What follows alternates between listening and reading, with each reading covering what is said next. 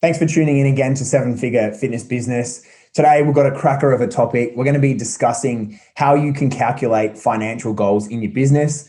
It's really going to be, we're laying out a simple game plan here or a path to you being able to achieve 10K a month in income versus revenue. And to kick things off, G and I have a bit of a funny story from when we started our first ever fitness business, hyperthyroid body transformation, about 4 years ago now.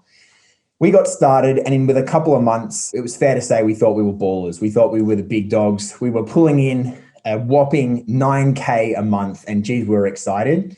And then we got an accountant, and that accountant told us that we were in fact making 9 a month and spending 13.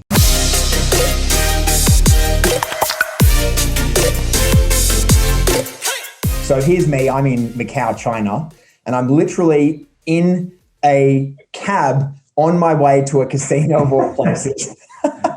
and I get this video report from our bookkeeper saying, yeah, you guys lost like $4,500 this month. And my stomach dropped, my heart was beating fast, and I was like, oh my gosh, what are we going to do? The thing about that, I think we were walking around, chest pumped up, feeling like absolute ballers, more money than we'd ever made in our lives before. We're hiring people left, right, and center. We hired your mum, we hired one of your friends, then one of your clients. We're scaling this business as fast as we can. And, then to realize that we couldn't actually pay ourselves in a very short period of time, it was just a full, it was a real kick to the nuts. Yeah, we had to do a lot of organizing from our 5-star hotel in Cambodia that we really shouldn't have been staying in. So there was a lot of mess to clean up, but I mean, it was a really fun journey, and that was one of the best mistakes we ever made, because effectively it was a real innocence and naivety from a business sense. And I think since we got our mentor who recommended the bookkeeper and we got all that stuff squared away, we kind of understood how easy it is to make mistakes in a financial aspect, to not understand the difference between revenue, which is the amount of money that your business is making in sales, versus profit, the amount that it gets to keep after expenses, and then cash as well, which is something people don't seem to understand about, which is that having available cash, not cash that's coming to you, that's been promised on a payment plan, money in your bank account so that you can pay tax, you can pay yourself, you can pay potential staff. All of these things are essential, and we just didn't know. So, luckily we hadn't bought our Lamborghinis yet. No, we don't have Lamborghinis, I'm joking. But, it was crazy. I don't know, Iggy, if you have any sort of a story just before we kick into the breakdown. Do you have any sort of a similar story, or have you always been good with money? No, I've not always been good with money whatsoever. I think for me, my story is a little different in the sense that I got slapped with a tax bill that I was not prepared for. I essentially got caught with my pants down. So this was like 2018 when things started to really take off. And so towards the end of 2018, going into 2019, I was doing anywhere from 10 to 15, 20K a month. And so I started to spend, and I started to buy different things, and I started to put a lot of money back into the business. And I never set aside anything aside for taxes.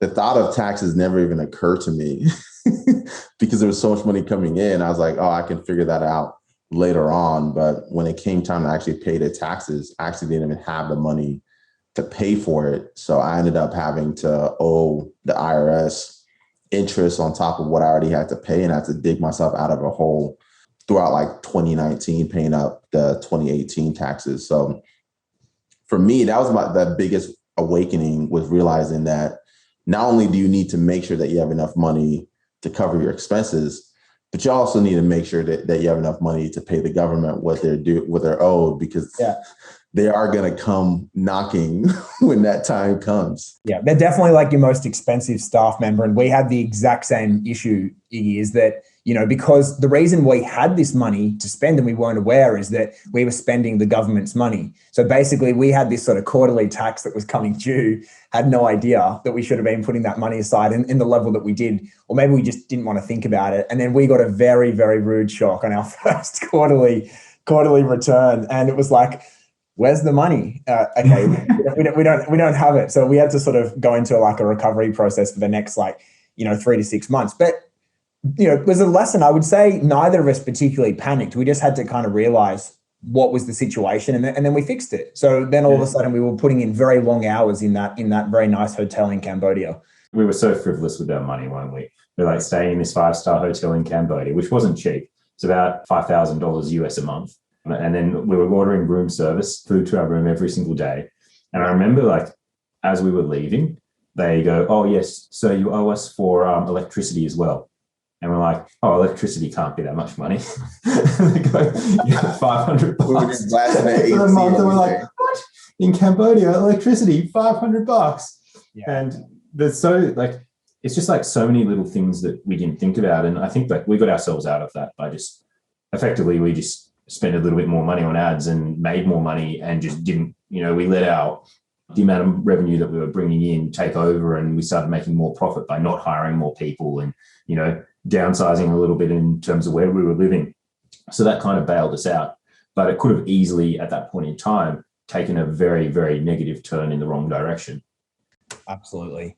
Well, I think let's sort of start digging into the financials here, and we'll try and make these as simple as possible so that if people are wanting to kind of, do some calculations themselves, that it's not, they don't feel like they have to go to Harvard for like a mathematics degree so they can work this stuff out. So what I want to do is just like set out a simple equation here, which is really just like, if people who tend to get on the calls with me for sales, right, they're thinking about getting some mentorship. It's really common for people to have a revenue in their fitness business of somewhere between about 1 and 5K a month, right? Which means that they're billing their clients up to about $5,000 a month. It can be a little bit more than that. But then, of course, we all know you've got to pay your gym a significant portion of that in rental fees and all that kind of stuff. So you don't necessarily get to keep all that money.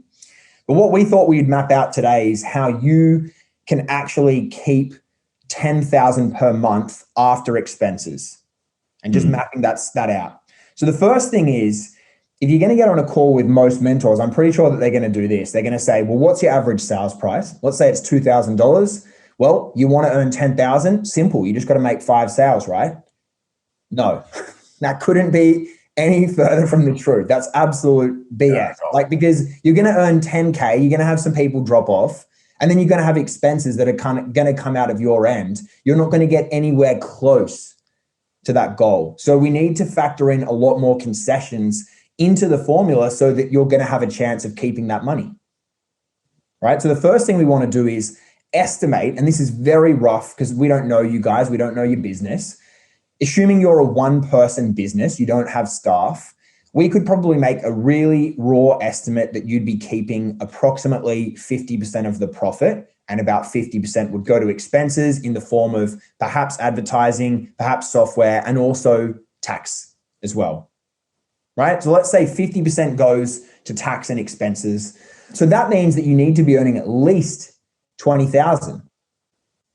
But even that number isn't quite safe, because what you'll find in online is you're going to have some people that drop off. And we talk about this all the time, that, you get people who join your program with the best intentions. They join on a 12-week, 16-week, 26-week program, and then something happens. A family member gets sick, they get sick. Something personal happens. They just lose their mojo and they just drop off. But it's very, very common that a certain percentage of people are not going to pay you. What have you guys found is that sort of normal percentage of people that drop off in terms of payments? With all of our clients, we run tracking sheets, right? Yep. And I think it's just always super, super important to work out the worst case scenario in terms of people not paying you. Like, obviously the variable here is going to be the quality of the program that you deliver. But assuming the quality of your program is really good, we just factor in that people who are on payment plans. So you've got to say, let's say 20 to 30% of people pay you in full, right? Of the remaining 80 to 70%, there's going to be 20% of those people who default, who don't finish their program, if you've got a good program that you're running. So that effectively needs to be factored in, that about 20% of people just aren't going to pay you, right? Okay. In terms of, so you've got 20% there. You're also like, in terms of the cost of acquiring customers, which you mentioned beforehand, you generally, like, we work off a 5-to-1 ROI as an absolute minimum, right? That you need to be getting 5-to-1 before you can scale out your business. But it's also, some people are getting 10 to 1. There's a guy in our program at the moment who I've seen is getting like 30 to 1 every single week, right? Yeah. Really depends on your niche and your brand. But I think like starting out, you should be factoring that 20% there, and automatically, that's the first 40%. Yeah, well, that's it. So, I mean, basically, if you allow roughly 30% for tax, and it can depend on where you are, and if you allow roughly 20% to go to ads, that's roughly going to wipe out your 50% right there. And then obviously there's like very minimal subscription costs and all that kind of thing. But that gets you a bit of a rough idea as to how to get there. And I mean, if we look at 20% failed payments that you have to factor in, that means really what we need to do is we need to aim for 25,000 in revenue. And the reason behind that is because 20,000 is 80% of that number. So that means that even if you sell 25,000 in revenue and 20% disappear, that means you're going to lose 5,000 of the money that you think you're getting, right? You've also allowed a 50% profitability margin. Now you're in good stead, right? So what we need to really determine, and I think this is something that so many business coaches, I just think they absolutely lie about, the whole, you only need 5 sales a month.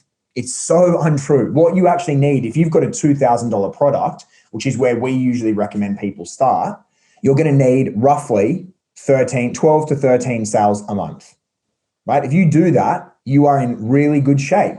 And then all you need to really do is just break it down. I mean, well, if you need that many sales per month, how many do you need per week? Right? So it's going to be roughly 3 to 4 sales, maybe 3 sales a week. Right? That's so achievable.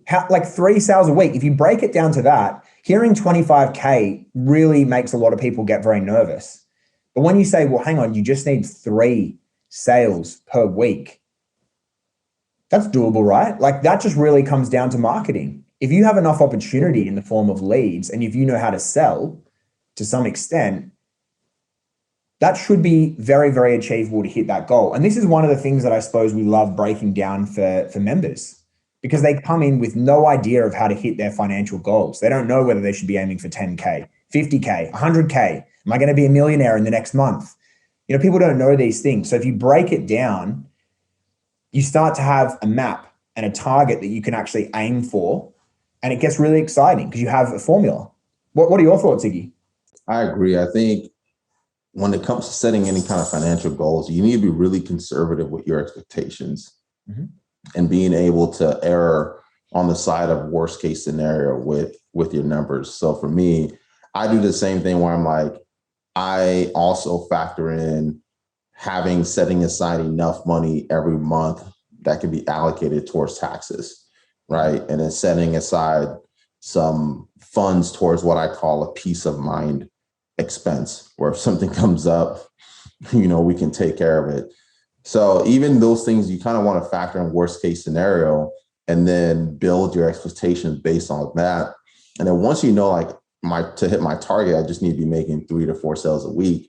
Then you can start focusing on those leading indicators that are going to help you get onto those, create those sales opportunities that you can start using to generate income in your business. Yeah.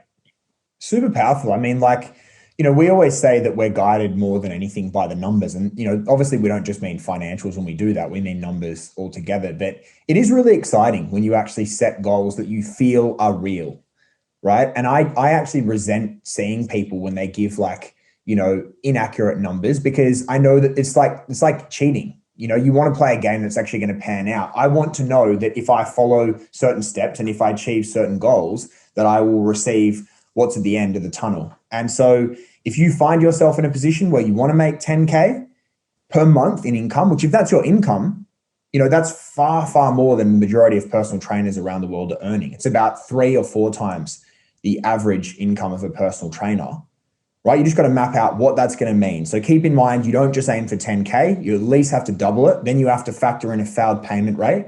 So that 10K becomes 25. And you can get this down to an art, guys. I mean, you can work out not only, how many sales you need per month, which we said 12 or 13, not only how many sales you need per week, which was like 3, but if you want to factor in 2 more variables here, when you make a booking for a sales call, what percentage of your leads actually show up?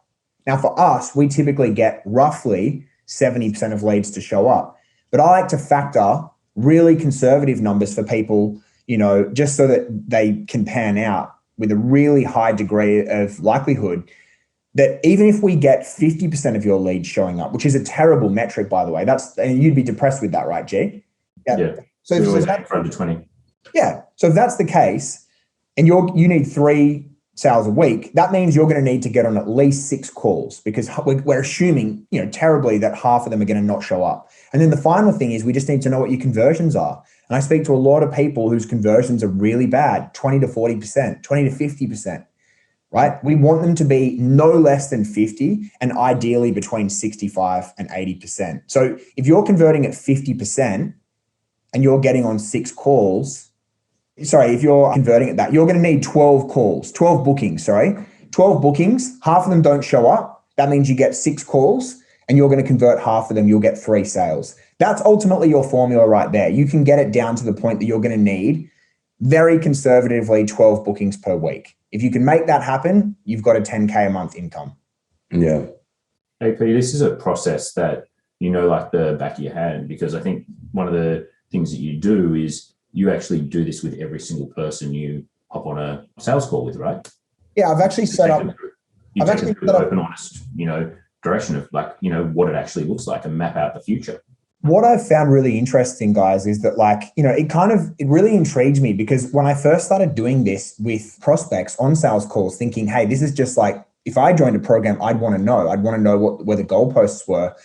Everyone started saying the same thing, which was like, dude, I really like how you broke down the numbers. No one's ever done that. And it just made me realize that so many mentors are just kind of giving these airy fairy goals. And, that's why people are finding themselves so nervous, because they talk about this 50K a month goal and they have no idea what that's going to take. Yeah, right? What does that actually look like? Either they're being misled, which I don't like, because they're being told that all you need to do is make 25 sales, which is rubbish. 2,000 times 25 equals 50K, right? No, you haven't factored in the failed payment rate. Once again, you haven't factored in profit margins. So they're being lied to. The other alternative is they're just sold without any kind of focus on the numbers, because the mentor knows that it's not likely going to pan out. So we just like to break it down so that if you get on a call with me, I will literally get it down to the point where you know how many bookings you will need per day in 6 months' time to have a business that is meeting your financial goals. At least that way, the game that you're playing. You might not win the game, but if you get pretty close to that goal, you're still going to be happy with it. Yeah, and then it becomes something that it's not just short term, right? It's like once you know what that is, assuming that you're not desperate to make it happen, you can actually give yourself time to develop the skills needed to actually start reaching those targets. Because you may set those goals and you may have an idea on where you want to be. But as you start working on it, you realize there's some areas in this game that you just lack skill and that you need to take time to develop, right? Knowing where you're going and knowing what the targets are gives you the focus that you need. All right, this is where I'm lacking, right? And you can start developing this skill so that you can start getting one step closer to your goals. And then as you start to get one step closer, you realize, okay, I'm lacking in this area, and you start developing that. And now you're actually playing it with the end in mind. Like, hey, I'm not looking to reach this goal overnight.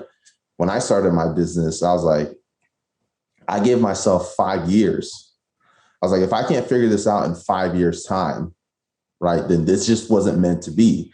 But I'm not going to try and do this overnight. I'm not going to try and start it and be like, okay, in 1 month time, I'm going to be here. I'm like, no, I'm going to give myself 5 years of solid work, of investing in developing my skills, of practicing and just sharpening myself to get to reach my business goals. Or if I'm not able to do and figure it out in 5 years, then F me, it just wasn't meant to be.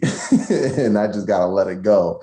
So, but some people come in with just this false pretense that, hey, it's just going to happen. I just need to do this and it's going to happen overnight, right? You got to give yourself a realistic expectation and be like, hey, this is ideally where I want to be. But if it turns out I'm lacking the skills and I need to get there, I need to be realistic with my expectations and be prepared to put in the work to develop the skills that I need to reach this level. Where do you guys see mentorship fits into this equation? And just to preface my question here as well, like, what do you say to that person that comes along that's at 5K a month and says, look, I want to get to 50K, but I'm a smart person. I think I can do it on my own. What do you guys like say to that person? Give me one example of somebody who's done it on their own. Yeah. You know what I mean? Like 100%. I had this conversation just last night. I mean, what I can say, and it's a nice feeling, is that we are advocates of what we are offering here. Is that the reason why we have become mentors is because we have been heavily mentored. Even right now, we are working with a lot of mentors in specialist areas because it allows us to narrow very sharply that time curve, right? So you can say, well, hey, like in the last 4 years, we have had a business that's had a lot of success and made a lot of mistakes. Right now, we avoided a huge number of mistakes and saved a lot of time by getting mentorship by people that were already where we wanted to be or ahead of that. Right? We could have worked it out on our own, but I doubt we would even be, a quarter as successful as what we've been able to be if we had to work it out on our own, because we just wouldn't have known the systems to implement. Right? And the systems have been huge in mentorships we've done. I mean, you guys in particular being systems-minded people, I know often we do like one mentorship and we get like one thing out of it, but that one system alone is literally game changing. absolutely. And that's it. Is like you need to understand that it's not about ego, it's not about intelligence. You don't know what you don't know. So you need to find out what you don't know from people that know it and who've done it before, people who are where you want to be. It just makes sense to actually ask certain people for advice. I think a lot of the time we think that we can do things ourselves, but the reality is, like, where you're at now, you probably need to learn a new skill set. I say this in the very first video in our marketing unit, but people come to us, it's not about necessarily, learning how to make money right now. It's about learning a skill set that's going to make you money for the rest of your life. Because most people come to us as coaches. They are really good with their clients, right? But they actually need to learn an entire new skill set, which is the skill set of being an internet marketer, an online marketer. And once they understand that, it's not just, it's not specific to just fitness. It's a skill that allows you to make money in any area of, any business, I should say. Yeah. Hugely so. And, to that point, G, I think this is probably why the majority of mentors don't break down financials, because as I said, we get it down to bookings a day, pretty much on a sales call, map it out for somebody. What are your goals? All right. All that gets diluted down to this is how many bookings you'll need per day to comfortably achieve that. Well, the issue that most programs will have is that because they teach organic only, you can't rely on that for a consistent and steady flow of leads unless you are incredibly talented and sort of have that celebrity status, which means you need to break through everyone in the crowd to get to the top. With paid ads, we can get it to a point where there is a level of consistency, like as you say, G, roughly 5-1. And we've talked about this many times before, but it's that concept of saying, well, if I was to hand you $1,000, knowing that you'd be giving me $5,000 back fairly predictably, then all I need to do is understand that that number has become predictable by testing it, and eventually I'm good to go. I know comfortably, once my ads are firing correctly, that if I put down X amount of dollars, I'll get X amount of leads in return, which leads to X amount of money in the bank account. That's essentially what this breaks down to. And if you are in the fitness industry and you do have a problem with a consistent flow of good leads, you are never going to be able to reliably predict or achieve your financial goals. Simple as that. Yeah. And that goes with any business, right? Any business where you don't have predictability in how many new eyeballs you're bringing into your business, you're not going to be able to predictably forecast how much you want to make. You're not going to be able to predictably set goals. You don't know what your lead indicators are. Like, what are the things that drive the revenue in your business? Like, there's no way to predict any of that. So you're just building your business on a hope and a dream, right? And never having that consistency. So from month to month, you never really know what your business is going to do. And that's not a good place to be. So I think like so many like personal trainers, they are used to just trading time for money and they know it, right? They go to the gym, they get their $50 to $100 an hour or more, depending on where they train in the world, and they do 40 hours a week, or at least they have 40 hours a week worth of work if you include all the paperwork and all that kind of stuff. And, they might be earning $5,000, right, a month. The problem is with that is if they have a goal of wanting to achieve $15,000 a month, well, the only way that they can achieve it on that same formula is that they start working 120 hours a week, right? Which is completely miserable. And there's no exit strategy to that. And that's why people, they don't want to do it. But, make no mistake, when you come in and if you've got a face-to-face business and you're doing fairly well, 40 hours a week worth of clients, which is pretty good, that's definitely better than average.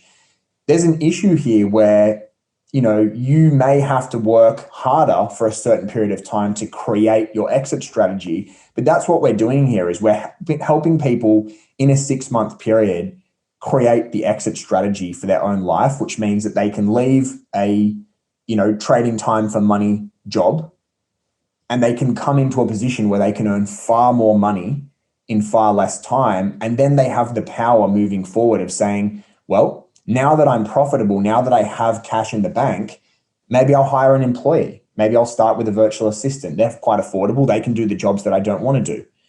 Maybe, this is the one people say all the time, I'm going to hire a salesperson, right? Well, that tends to not be your first one, but certainly hiring a coach. It's a great time to hire a coach. How many personal trainers out there? All they want is a secure source of income. So you can hire a great coach for a fairly reasonable amount of money, and they can help you run your business and make it even more profitable. But you have to understand your numbers, because you can't do what Andrew and I did and just hire a whole bunch of, people early on who happen to be friends and family. So we're never going to fire them as well. Yeah, so that was another mistake. But, you have to put yourself in a position where you're making financially aware and responsible decisions. It's a big part of what we teach, and we love to teach it because it was such a big lesson for us. It was one of our biggest failings and one of our most important failings. It worked out all right for us, but it's more so like we were teetering on some edges for a period of time, and it all just come down to the concept, we are running legitimate businesses.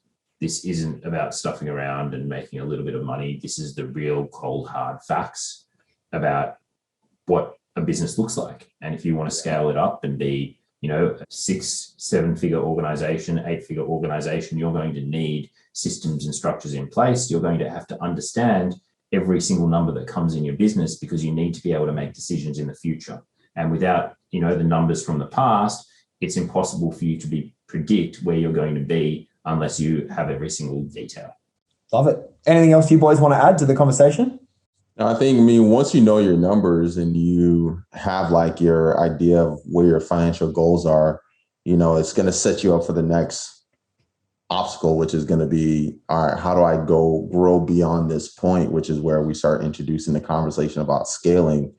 But before you can even talk about actually scaling up, you gotta know what your target is and have an idea of what that looks like. So I think for those of you guys who are listening, take some time even today or this week to actually think through your goals and think through, okay, how much do I want to make, actual cash being collected in your business every month. And then think through that formula where you're thinking about, all right, how much do I need to set aside for taxes? What are my expenses going to be? And think about operating on a 50% profit margin and what those are going to look like. So you have an idea on what your weekly targets and your monthly targets are. Take time to really think through what that needs to look like, so you know what game you're playing. Yeah.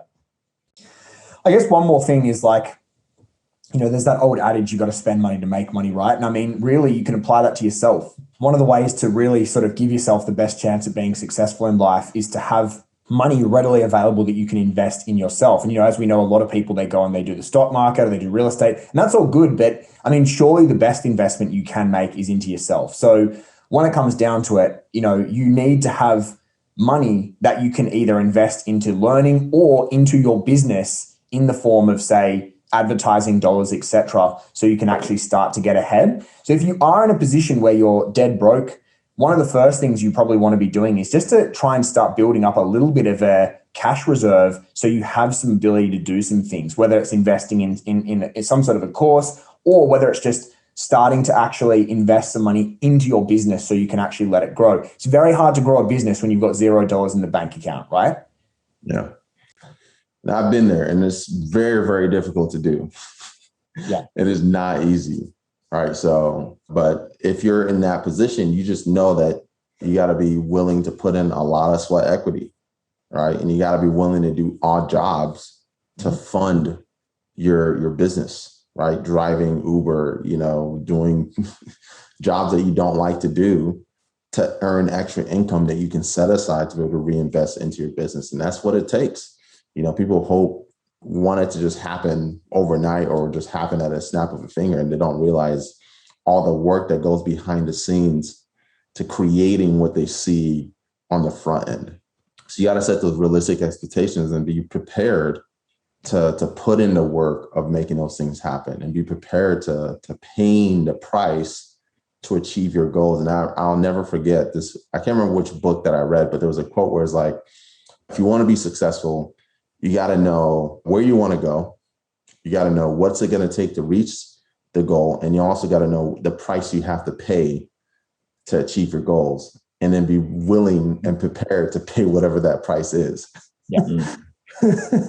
A lot of people think they just set goals and reach it without any sacrifice. That's incredible. I love that, because I think that's one of the biggest failings that a lot of people have when it comes to reaching their goals, is they haven't figured out what the sacrifice is, what you have to pay to get there. And, that always comes in one of two things. It's either going to come with an investment, that you're going to invest in your business, you're going to hire people, and you might have to be content that your business isn't going to make profit over the first year if you're putting in a sizable chunk of money, or, in the case of some business, multiple years before it actually turns a real profit. Or you're going to have to give up your time personally to get there. So it's just like, what is the answer to that? And in most cases, it's a combination of both. Yeah, absolutely. Awesome, guys. Well, great episode today. Hopefully people tuning in found that really interesting. If you have been listening to some of our episodes, why don't you do us a favor and like and subscribe on YouTube? That always helps us out in terms of growing this channel, getting it out there to more people. If you're listening on Spotify or iTunes, you can always leave us a positive review. And if you hate the episodes, why don't you just write it down in a private notepad and keep that to yourself? And yeah, I guess we'll see you guys in the next episode. Thanks.